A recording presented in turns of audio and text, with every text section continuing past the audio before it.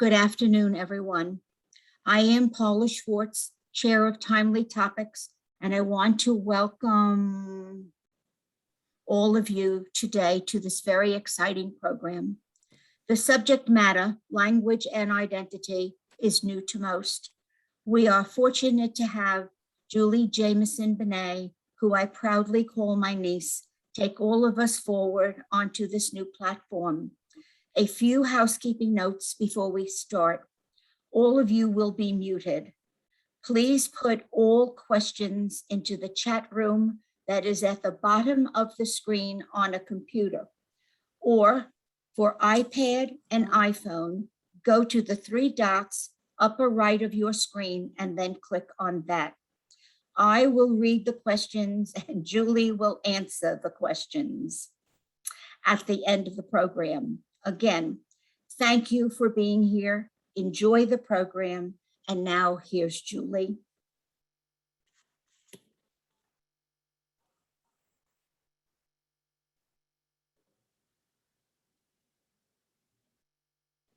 There, I'm unmuted. Hi, everybody. I'm so glad you made the time to come today and appreciate Paula inviting me to talk about this really important topic.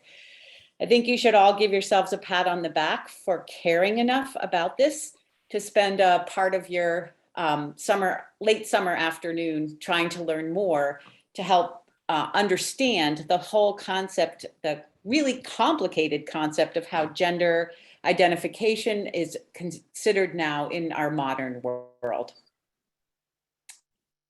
So that's what I'm going to try to focus on today. I'll tell you a little bit about myself and how it is that I felt that I could begin to try to help you to understand this topic. I graduated from the University of Vermont. My initial degree is in human development and early childhood. I then got a master's degree in educational leadership.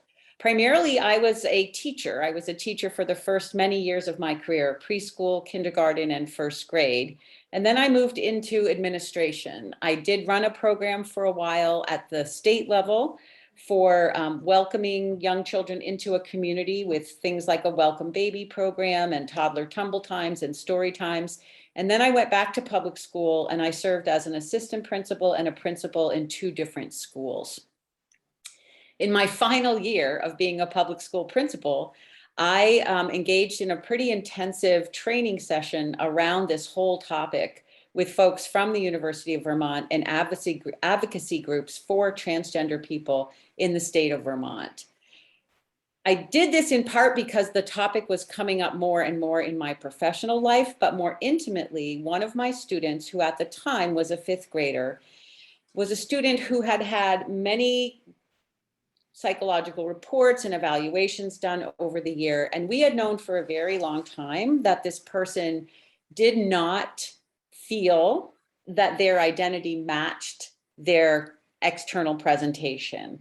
And during that student's 5th grade year, the student told his mom, their mom, and told their guidance counselor that they would like to change their identity to match their internal state.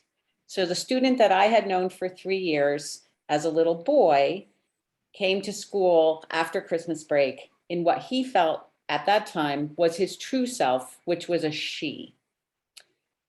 All of the kids that he went to that she went to school with, see, I'm stumbling a little, it's hard to get used to it. All of the students that this child had gone to school with from kindergarten on had known this student as a boy, with a boy name and boy clothes and a boy pronouns. So my job at the time was to work with his mom to try to prepare the parents of the other students as well as the students. So the whole 5th grade had 150 kids in it. And we had to figure out how to sensitively inform the community of what was happening for this student, prepare her fellow students for this transition. And I'm impressed to say that it went really well, in part because I did work hard on making sure that I covered all the bases, prepared everybody. We met in small groups with all the students, but mostly because the school community, the parents and the students, I was surprised, frankly, at how open-hearted and accepting they were of this fairly dramatic change in their lives as 11 and 12-year-old kids. So I feel like regardless academically of what I am here to tell you about, I'm here to present myself honestly and authentically as a 64-year-old woman who managed this process with not all that much preparation for it, and kind of how that experience worked for me and led me to a level of understanding that I feel is really genuine now. While I might still stumble over pronouns, I've come to a place where I understand some of the complexities of the whole situation with gender. So that's who I am and what I'm here to share with you today. Feel free to put questions or something in the chat. If I'm going along and I'm saying things that make no sense to you, or you would really feel like it could add to the conversation, if we could bring out your comments at this time. You don't have to wait for me to finish. If you throw something in the chat, I'll ask my auntie and the other leaders to monitor that chat and just, wave to me, interrupt me, and I'll stop and take a question. I do want this to be meaningful for you. And if you're confused and I'm saying things that don't make sense, or if you've had an experience you feel others could gain from, I do want you to stop me. So I want you to think for a minute about how you were taught about gender. So as I said, I'm 64. I grew up with a single mom who was a professor at the University of Vermont, and she was very much a women's lib hippie person. And, we used to sit at the kitchen table at dinner time, and the kids, all 5 kids pretty much hated this, but Dee Dee would talk openly about sex and sexuality with all 5 kids at the dinner table. That's kind of how I grew up, with this very open attitude toward sex and sexuality. On the left-hand side of my presentation is a book that was written in 1976. And I actually have this book at my house. It belonged to my mom. And it was, at the time in 1976, considered very much in the forefront of how we introduce children to sexuality and sex. If you were to look inside this book, it has nude full frontal photographs of an adult male and an adult woman. It talks about the changes your body goes through. It's a pretty, upfront book that was intended for young children. I brought out a little piece of the text for you there. In this very frank, very honest book that was written in 1976, at the forefront of parents trying to speak honestly with their children about sex, the text said, if the baby is a girl, she will always be a girl. If the baby is a boy, he will always be a boy. That's was my understanding when I was a child. That's what I was taught by my very forward-thinking college professor, liberal mom.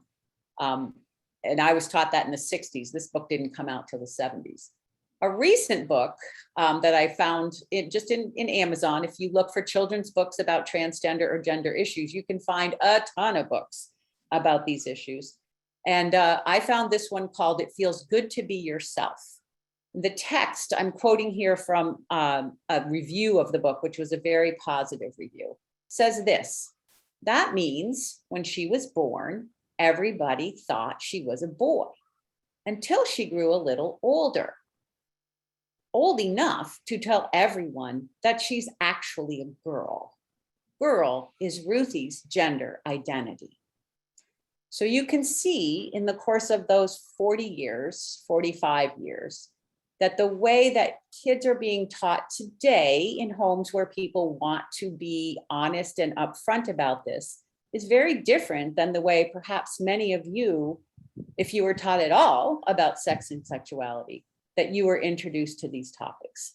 The big change being that kids today, as they're taught about these issues, are taught that there can be a difference between what you see on the outside of a person's body and what that person feels about themselves on the inside as their identity, who they are inside. And I think that's a big shift that I explored while I was helping my student and learning about this process to myself, that is a very real thing. And it has been forever in the human condition, that how we feel inside ourselves, how we identify inside, is not always going to match the physical characteristics of sex that present in our bodies on the outside. I'm just going to stop there for a second because that's a really key concept. And I want to make sure that people have a minute to think about who taught you the difference between a boy and a girl. And what were you told, if anything? Did you have brothers? You're all women. Did you have brothers growing up? Had you ever seen male bodies before, you got married? What were some of your experiences? I'm going to stop sharing so I can see the chat, and see if any of you have some thoughts about that. What were you taught? Just type right in that little chat box.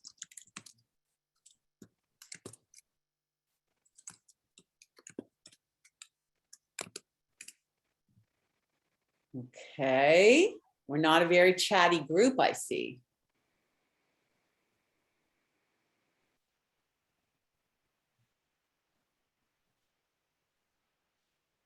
All right, guys, I'll let you keep your thoughts to yourself, but oh, here we go. It wasn't discussed. Okay. So that's not an uncommon experience. It's not, I think my experience growing up with a mom who would have a nice long chat about this stuff at the dinner table was pretty unique. Just assumed that you would know about it. It's not something that was brought up. It's not an open discussion thing. People are saying boys just looked different. They had shorter hair, and one woman is saying she had 2 brothers and there was never, ever any discussion of sex or sexuality.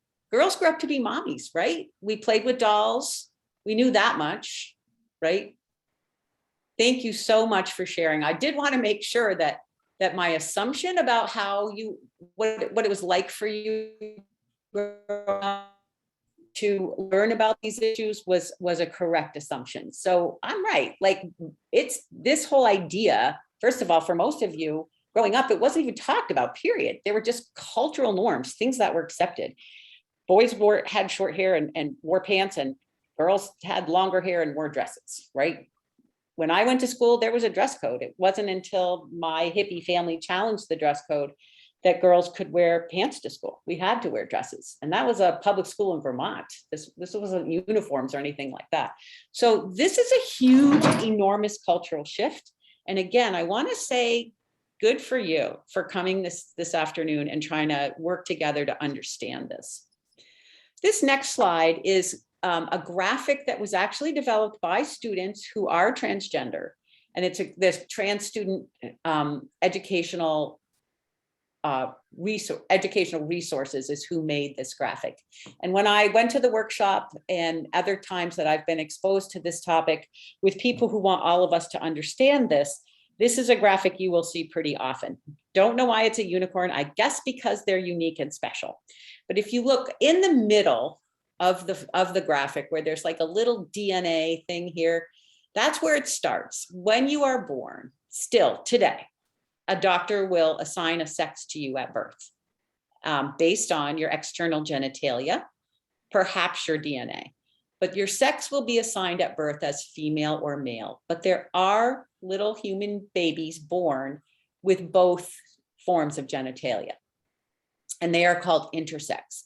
So it's not common, but it's actually not uncommon either that the baby's genitalia are not clear as to whether they are male or female. But for most human babies, when they are born, the genitalia tells you externally, this is what this kid is. It's either a boy or a girl. Like I said, there are some that it's not as clear cut, but for the most part.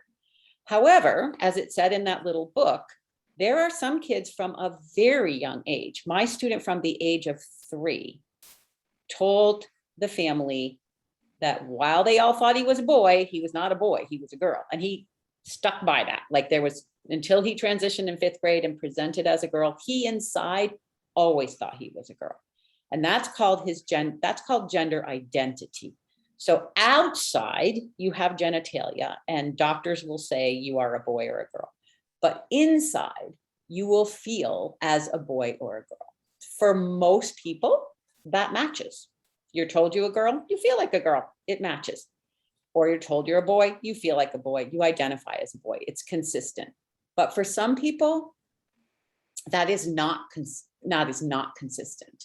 There is a question about what percentage of children are newborns are intersex, and I apologize, I don't know that information off the top of my head. but I will get it to the leaders of your organization and get that information to you. I do know it's not a huge percent. So we are assigned a sex, we have a gender identity, which is an internal state, how we feel. Some people feel female or a woman or a girl, some people feel like a man, and some people don't actually identify as either. Or it's fluid, like sometimes they feel like a girl, sometimes they feel like a boy. And then there's the way you express or present yourself. So your sex is really based on your genitalia. Your identity is based on your internal emotional and mental state, how you feel. But your expression is how you present yourself. So as we saw in the chat, boys had short hair. Like that's an element that we all grew up with. Unless you were in the hippie group in the late 60s, like my brothers, boys had short hair.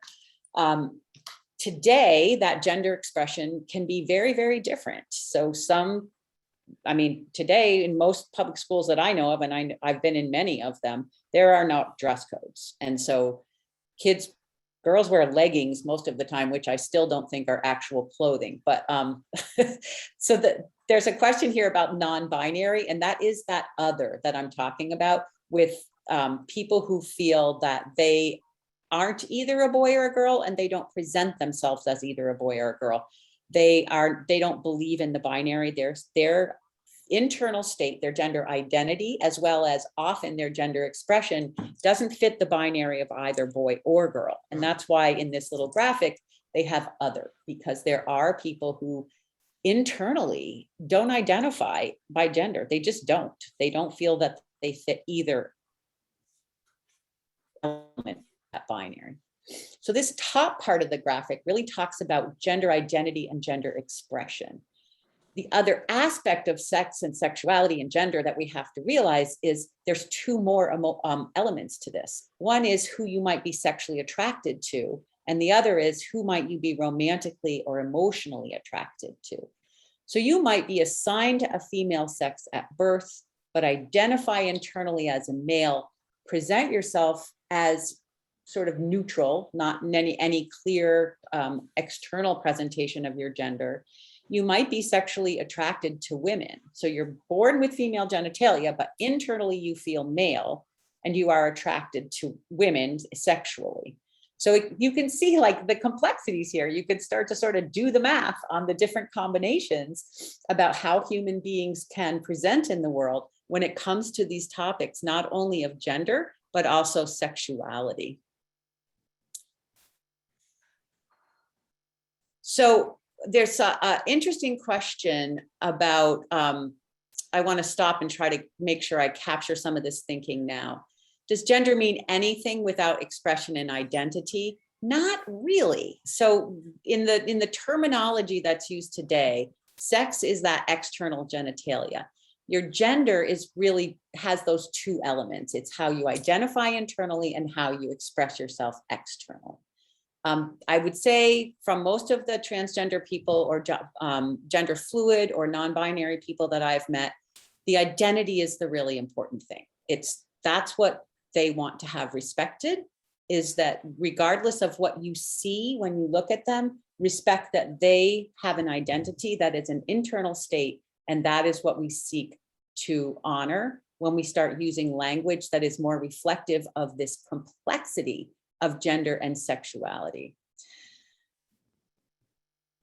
So is there a lot of experimentation in today's world, given the recognition of changing sex identity? My answer to that is based on both my readings, my workshops, and my own personal experience. And I would say that the young people that I have interacted with and read about are no more likely to experiment with sexuality than people who grew up in the 60s and 70s and 80s. That's always been a component of those years from, however young you started realizing you were attracted to people, say 15 through, adulthood. People are human beings, will always experiment.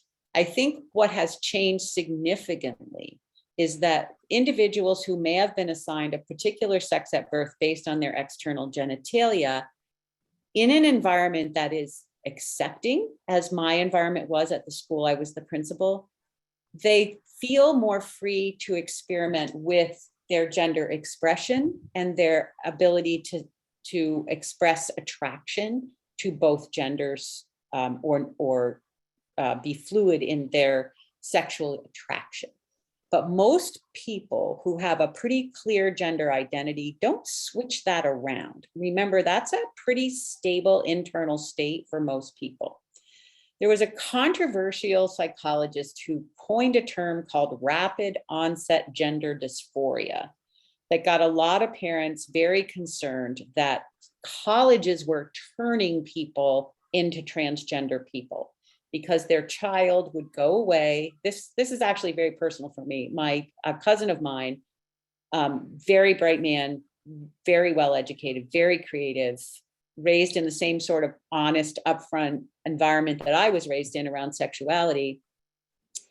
His child that grew up through high school presenting as a girl, identified as a girl at birth, when she went to college, felt that she could own her true identity and had always felt that she was a boy.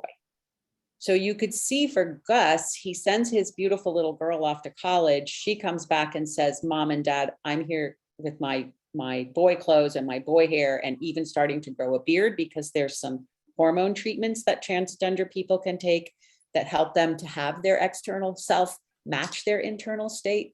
And that was tough. That was very tough for my cousin. And he has come to a place where he realizes that Lucy, while she went along with what everyone expected of her as Lucy, inside always felt like Oliver her whole life. And it wasn't until she went away to college that she could own that identity. So that appears in the field that there really isn't such a thing as rapid onset gender dysphoria. What happens is kids who grow up trying to please everyone and making their external gender expression match the sex they were assigned at birth, even if it creates continual confliction with their gender identity.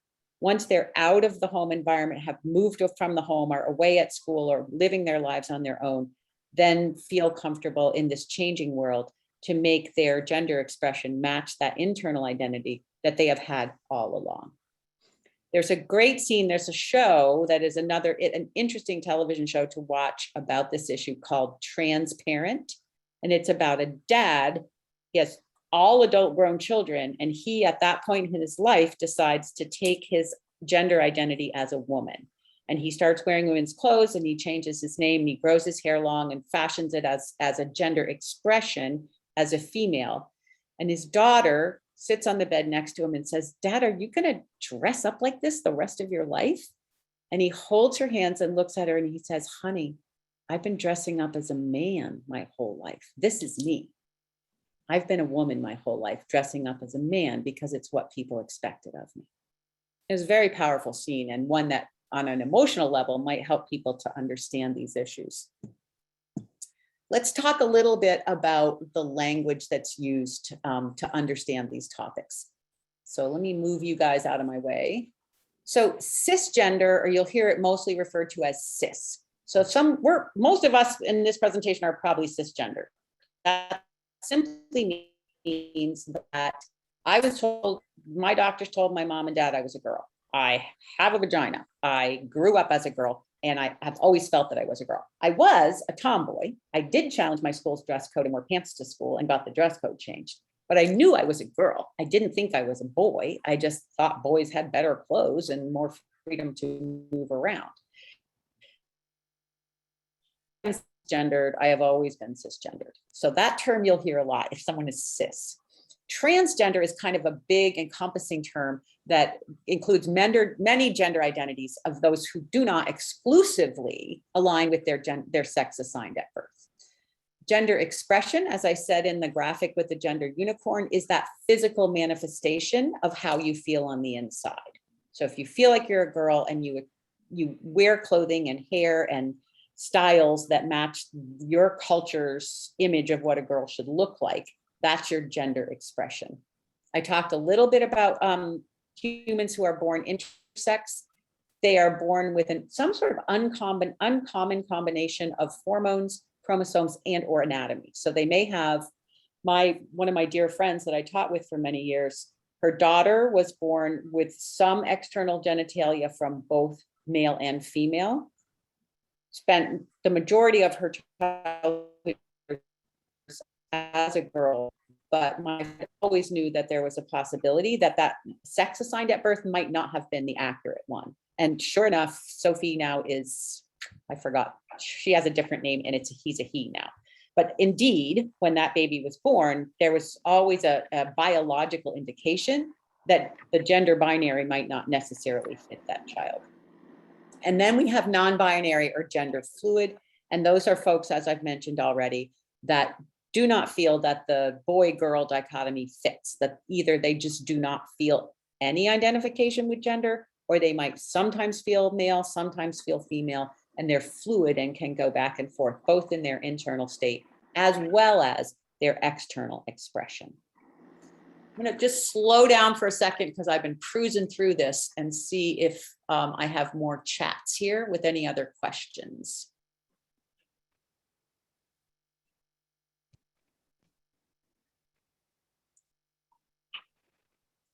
Okay, looks like you guys are hanging in there with me. So I will keep going. I have some nice videos that I think are really good for helping to understand some of this. This is a wonderful video that I'd like you to see that introduces you to some real life trans people. I'm a transgender girl. I was born a boy, but I always knew that I was a girl.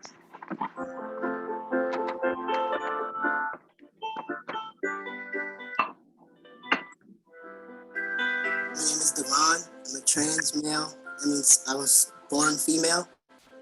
And I live out of the man.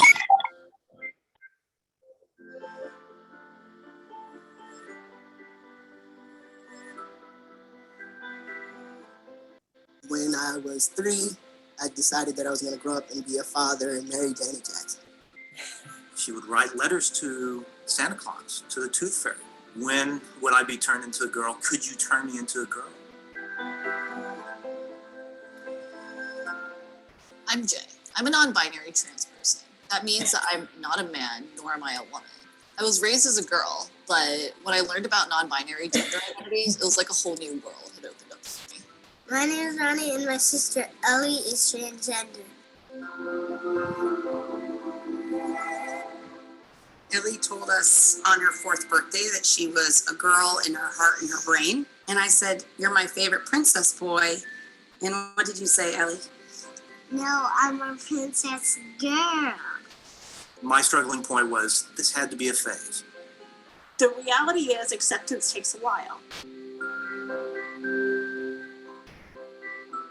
I was terrified of coming out. I was afraid of losing friends, family, loved ones. I was afraid of this discrimination and potential violence I could face. I was so terrified that I wanted to die. Got threatening letters. One of the quotes said, "Do us a favor, Paula, put that gun back up to your head and finish the job."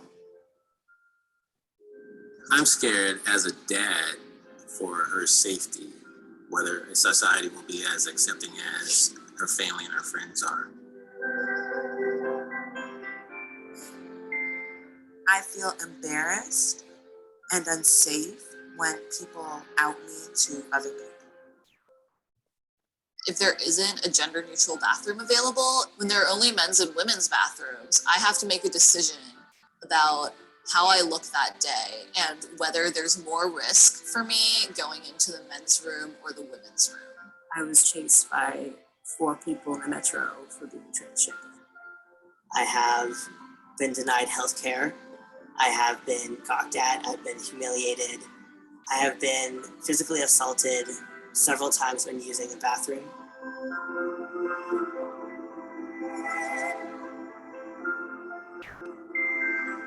Seeing her face the first time we let her wear a dress outside of the house. It was special.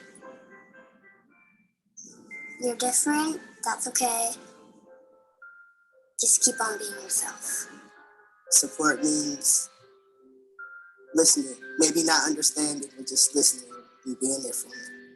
Pushing back on jokes or offensive comments at the expense of transgender people.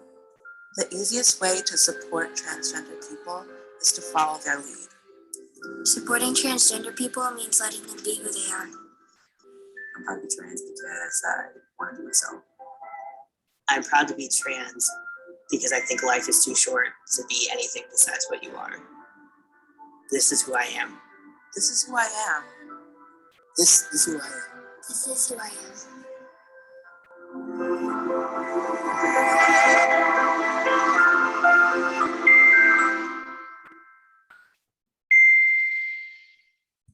Well, I got a couple of comments that those people are really brave, and I have to agree. My name is Whoops. Rose. I'm Sorry. a transgender girl. I was born a boy, but I always knew that I was a girl. I agree that they're very brave. I also had a question about how often do transgender people change their mind? And the answer is they really don't. I gave you the example of my cousin's child who went away to college as a girl, but came back as a male. But if I talk to him, he says he always felt male. He just didn't feel comfortable being who he was inside until he was away from his home. And that's not because my cousin and his wife are mean or anything. It just was a big deal. It was a hard thing. I will say, when they said, don't worry about making mistakes, when I talked to my 5th graders about their friend who was going to start expressing herself in a way that matched her internal feelings, and that she would like them to start using Alyssa as the name and she, her as the pronouns. And the kids' concern was that they would slip up, that they would forget and use the wrong name or the wrong pronoun. And both in speaking to the student and to the student's mother, they said, that's not a concern. It will happen. It happens. I still stumble over the they pronoun, which we'll get to in this presentation. But as they said in this video, the main thing is to put forward an attitude of an acceptance, ask people how they'd like to be spoken to, and just listen. Sexual preferences of transgendered people and their partners are very complex. So most of the transgender people that I've talked to don't really want to deal with, am I lesbian or am I gay? If we went back to the unicorn, I'll see if I can move. My name is Rose. I got to escape out of the presentation for a minute because the video kind of messes it up. But if we go back to the gender unicorn, and we see that there's all these various possibilities of combinations of people that, and how they can both express themselves as well as who they might be attracted to. So the categories of lesbian and gay just kind of don't fit. If you're if you're a person who feels non-binary, as you talk to more trans people, they'll say, I fall in love with the person, not their gender or their sex. So they might be attracted, you might be assigned a female at birth, but identify as a male who is sexually attracted to women. Does that make me heterosexual? I mean, it doesn't fit. Like the whole concept of homosexuality sort of doesn't fit when you start realizing that gender is not necessarily as clean cut as we understood it to be as we were growing up. My name is Rose. This slide just wants to stick around. It doesn't want to go anywhere. I did want to say that this is not new. It seems really new to us because it's new in terms of the way we were brought up and the way we're starting to use pronouns now and the visibility of transgender people. We have transgender politicians now who are openly transgender. We have shows like Transparent that very honestly discuss transgender issues, but this is definitely not new. We can go 5,000 years before the Common Era and find the Gala, who were androgynous or trans priests of the Sumerian goddess Ayana. They had their own dialect and they took feminine names. 200 to 300 years before the Common Era, eunuch priests dressed as women and took female names to worship certain gods. In Siberia, I do not know how to say this word, but they were recognized as a third gender around the 18th century. And in India, the hijra or third gender have existed fairly openly for over 4,000 years. So while this may be new for those of us who are cisgendered, whose gender has internal state of gender identity matches the sex assigned to us as birth, it all might seem new and confusing and even a little weird. But for throughout human history, this idea that there were men who are always men and girls who are always girls simply isn't true. It just isn't how humans have developed. So let's, before we get to more questions, try to deal with this whole issue of pronouns, because I know that it's confusing and this is somewhat new. Although the use of the singular they is actually not all that new. So the Wycliffe Bible in 1382, a sentence out of that Bible says, each one in their craft is wise. Each one in their craft is wise. Henry Fielding wrote in 1749, upon which everybody fell a-laughing, as how could they help it? In Vanity Fair, a novel published in 1848, the author wrote, a person can't help their birth. So the idea that it can be used to refer to the singular is not a new thing. I will tell you that some of my teachers in the school that I ended up my career as principal took graduate courses where the first thing the professor asked them was what pronoun did they want? And this fourth grade teacher, who was a strong grammarian, came back to my building and was spitting and sputtering about the use of they. And she said, it's just grammatically incorrect. It's not that I mind, like people can get whatever pronouns they want, but I don't want them to use they because it's grammatically incorrect. In fact, it isn't. We have used they as a singular pronoun for a long time. Using the pronoun that people want to have used for them is just a matter of respect and sometimes safety. So if we ask people what their preferred pronouns is, it's simply showing a respect and an understanding for the individual and their identity. It demonstrates acceptance and a sense of belonging. I will tell you that it's fairly easy for me to have, like, my cousin's kid or my friend's kid, for me to start using he for them when they changed from the person I knew as a she to a person as a he. That's easy. Like, making that switch is easy. I do find it a bit of a tongue tire to refer to an individual as they, but if it's what they want, I'm going to try to make it work. I just know I'll mess up more because I think it's a little harder to do. One day I was filling in for a Burlington principal and there was a transgender student who wanted to use the pronoun they, and the guidance counselor at that school was very good at it. She never tripped over it. The transgender student had become upset and run away and hid somewhere in the building. And the guidance counselor said to me, at the moment, I don't know where they are. And I said, oh, does she have someone with her? And the guidance counselor was, no, Julie, they. The student prefers to be called they. And I was like, oh yeah, right, sorry. And I had to call that student's mom and try to not stumble over my tongue trying to refer to the student as they.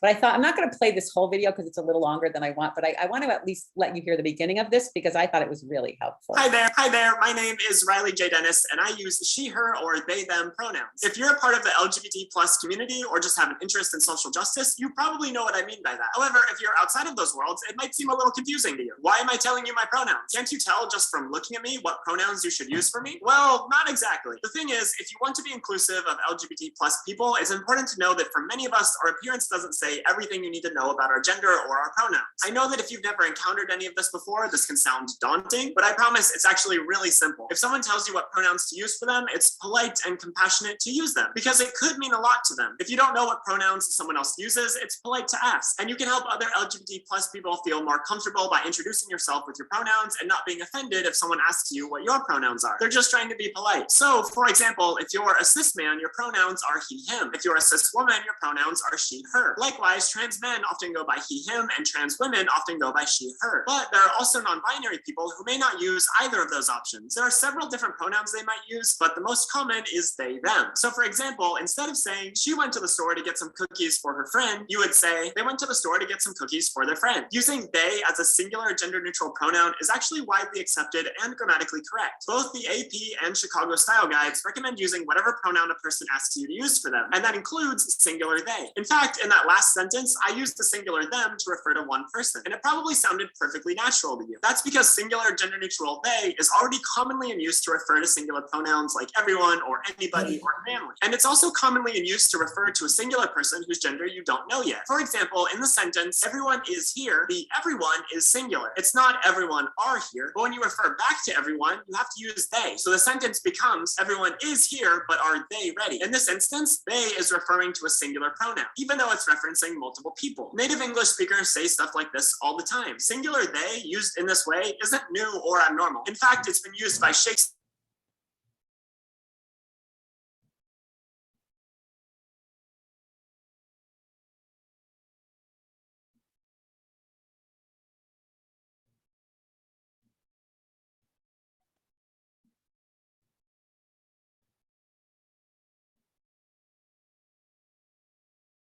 Or their or them. You can also use themselves. In fact, Emily Dickinson used themselves in 1881, and F. Scott Fitzgerald used themselves in 1915, according to the Merriam-Webster Dictionary. The Merriam-Webster also says that themself instead of themselves has been around since the late 1300s. It's not a new thing invented by trans people or millennials. It actually has a long history in the English language.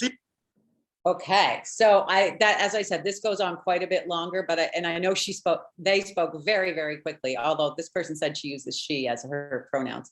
She spoke very, very quickly, but it gives you an idea of how trans people would like you to be thinking about the use of pronouns, and an understanding that the use of the singular they is not grammatically incorrect. You still refer to multiple people as they. So it's used both ways. They can mean lots of people. They can be used in the singular, as you saw from the examples in those sentences. I will get to some more questions in a bit. I just want to get through the last few slides here and make sure that we get the whole content delivered before we stop and have a few more questions. So as you saw in the introductory video where the trans people said that they faced some discrimination, they were sort of afraid to come out and express themselves the way that their internal identity was. There is a lot of discrimination, hatred, and violence against transgender people. 2020 has seen at least 37 transgender and gender non-conforming people violently killed, more than any other year since the Human Rights Campaign started tracking in 2013. Since they started tracking in 2013, there's been more than 200 violent deaths aimed at trans people. Bathrooms seem to be a huge issue for people. So I think it came up in some court battles. It came up in laws that states passed saying people had to use the bathroom that matched their identity assigned at birth. That became a huge political issue because lots of modern companies know they have transgender employees and threaten to pull their business out of those states. So states, by and large, have stopped passing bathroom bills to force people to use a bathroom according to their birth certificate. But in schools, that became a really huge issue about 5 years ago. In June, the Supreme Court let stand a lower court ruling in favor of a trans man named Gavin Grimm. He was prevented from using the boys' bathroom at his school, and his school continues to refuse to change the gender listed on his transcript. So at school, transgender has become an increasingly large issue, which is why I, as a principal, was invited to engage in a training that would help me to understand these issues more thoroughly. More and more when you go in public, or especially when you go into public schools, you will see gender-free or non-binary bathrooms because people just don't want it to be an issue. It shouldn't be an issue. It doesn't really matter what bathroom people use. But schools, by and large, at least in Vermont now, have gender neutral bathrooms that students can use regardless of their internal gender identity or their external gender expression. What trans kids don't want is to be forced to go to like the nurse's office or something every time they have to go to the bathroom. So Vermont is very forward in our interpretation. Vermont schools have very clear guidelines from our Agency of Education that we should have gender neutral bathrooms, and we should allow students to use whatever bathroom they want. Make sure that all the bathrooms have stalls with doors so that any student has privacy regardless of which bathroom they use. To me, it just seems of all the things we have to worry about as a society, that we get hung up on what bathroom people are using seems a little silly to me. Finally, I wanted to kind of bring it back to our Judaism. In Genesis 1:27, and God created humans in God's own image. In the image of God, God created them. That means, and this is from Rabbi Jonah Pessner, the director of the Religious Action Center for Reform Judaism, that piece from Genesis means that every person, every soul is a creature of God that looks like God, whether they are transgender or lesbian or gay, and so we welcome all of them. And now I know I had one other question that I didn't address, which is about bisexual people. So bisexual people, bisexuality and transgender are two different things. And people who are gender neutral or gender non-binary, that's different. So if we go back to that unicorn, the one element of your sexuality is who you are sexually attracted to. A bisexual person is attracted to both males and females. So if I am a transgender man, that means that I was assigned at birth the sex of a female, but I've always felt in my heart and my brain that I was a boy. So at some point in my life, I started wearing boy clothes and presenting myself as a boy. As I said before, transgender people might be only attracted to women or only attracted to men, but some transgender people are attracted to the person, not the gender. And so they might also be bisexual. They might be attracted to both sexes. So it does get complicated. It's not necessarily an easy thing to monitor.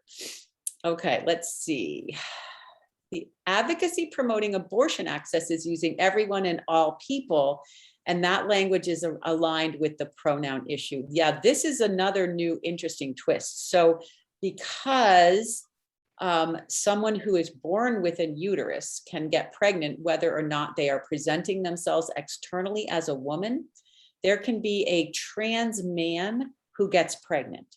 So a trans man would be a person who was assigned female at birth because they had female organs and their biology was female. So they will have a uterus, but they live their life as a man because that's their gender identity. Nonetheless, depending on who they're attracted to and whether they want to have a kid, they are able to get pregnant. So the right wing of our country thinks it's ridiculous that we talk about pregnant people, not pregnant women, but it really isn't ridiculous because trans men can get pregnant. So as the person in the chat noted, we're now seeing that that the advocacy for abortion access, or really any kind of gynecological care, is people are trying to use more inclusive language now to make sure that we include transgender men in discussions of healthcare, gynecological, abortion, birth, and otherwise for trans men who have a uterus and are capable of giving birth. When meeting someone for the first time, is it appropriate always to ask them of their preferred pronouns, or is it enough to share your own preferences? This is a really interesting question. My experience has been that in colleges where a group of people are meeting together for the first time, every college professor I know, their email signature has their pronouns in it. So they make sure that they make it clear from the get-go what they want their pronoun use to be. I think most of the trans people I have spoken with think it is polite to ask people what pronouns they prefer, to share your pronouns so that they feel comfortable knowing that they're going to use the correct pronouns. So I think some of that depends on your environment. I didn't introduce myself when I first started talking and asked you to refer to me with the she, her pronouns. I think for many of us, it's still fairly obvious externally what pronouns we might use. But in a setting where you aren't sure, I think it is always appropriate. I'd be interested in the chat what other people think.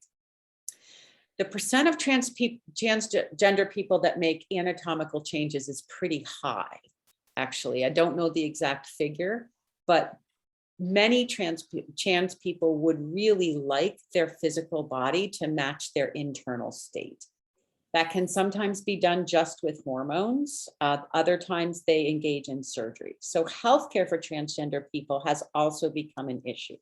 For example, Donald Trump wanted to stop the military from paying for transgender surgery for our transgender servicemen and women and people. That has been restored, I believe, under the Biden administration, but Trump wanted to make an issue of that. So there are surgeries and hormones that can be done to help transgender people. For example, my cousin's kid wears a beard. I believe that that was hormones that were helped to facilitate that.